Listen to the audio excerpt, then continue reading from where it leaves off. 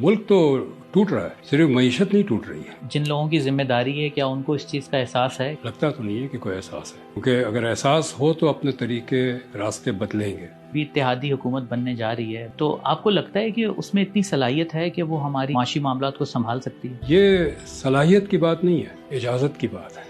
वो सियासतदान जिनका ऑक्सीजन किसी बंद कमरों से आता है, फिर वो फैसले वो करते हैं जो उन कमरे के बाशिंदों को फ़ायदेमंद हो। जिन बंद कमरों से ये फैसले आते हैं, क्या उनमें ये सलाहियत है? उनमें बिल्कुल नहीं है। अब हम तनख्वाहें भी कर्जों के पैसों से दे रहे हैं, फौजियों की तनख्वाह भी कर्जों के पैसों से आ रही है। सिविल सर्विस के अखराजात है और फौज के अखराजात है, ये दोनों कम करने पड़ेंगे। आधी मिनिस्ट्रीज बंद करनी पड़ेगी, लेकिन उससे बड़ा जो खर्चा है वो फौज का है। एक वो हिस्सा जिसका जंग से बराह रास्त ताल्लुक है और एक हिस्सा जिसका जंग से कोई ताल्लुक नहीं है। वहाँ तो बहुत कमी की जा सकती है।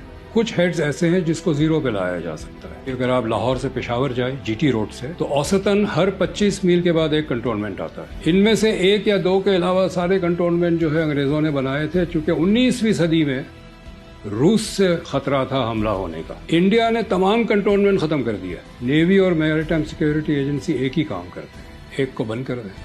नई नई गाड़ियां सड़क पे आती है, फॉरेन एक्सचेंज से इंपोर्ट होती है, और वो सारे फॉरेन एक्सचेंज कर्जों के। पेट्रोल इंपोर्ट करते हैं, वो भी कर्जों से करते हैं। कर्जों के बुनियाद पे ये जो ऐश व आराम की हम जिंदगी गुजार रहे हैं, ये हमें बंद करना पड़ेगा। 20-25 साल में तो खास तौर पे मईशत कर्जों पे चलाई गई है। ये ख्याल था कि आते रहेंगे डॉलर लिफाफों में।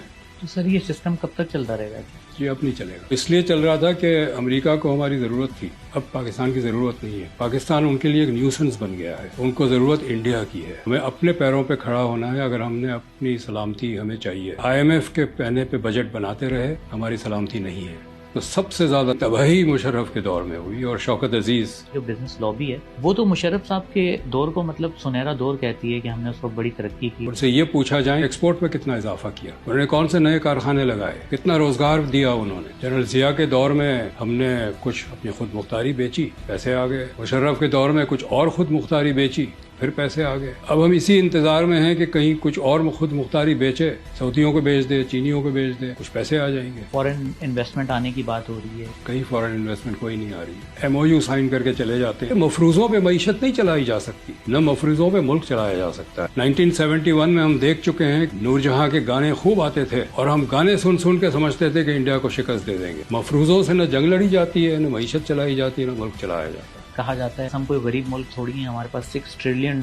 की मादनियात, हम कैसे दिवालिया हो सकते हैं? एक घर में हम गए थे डेटा कलेक्ट करने के लिए। खातून कहने लगी कि जी घर में जब खाना नहीं होता है तो मैं पानी चढ़ा देती हूँ चूल्हे पे। बच्चे रो रहे होते तो उनको कहती हूँ कि देखो पक रहा है, रो रो के सो जाते हैं, मैं चूल्हा बंद करके मैं भी सो जाती हूँ। ये वही बात है कि चूल्हा चुपे खाना चलाया हुआ है, पानी उबल रहा है, खाना आ जाएगा। डॉलर तकरीबन 280 रुपए पे ट्रेड कर रहा है, तो आपके ख्याल में ये इसकी रियल वैल्यू है? ये आर्टिफिशियल है। जो आपके रिजर्व हैं वो तो सारे कर्जों के हैं ना। जिस दिन कर्जे आने बंद हो जाएंगे तो आप अंदाजा लगा लें डॉलर का क्या रेट होगा। डिफॉल्ट होना किसी कंट्री का दी एंड तो नहीं होता, वो डिपेंड करता है। कुछ मुल्क टूट भी गए, किसी जंग में शिकस्त नहीं हुई रूस, उसकी मईशत बैठ गई।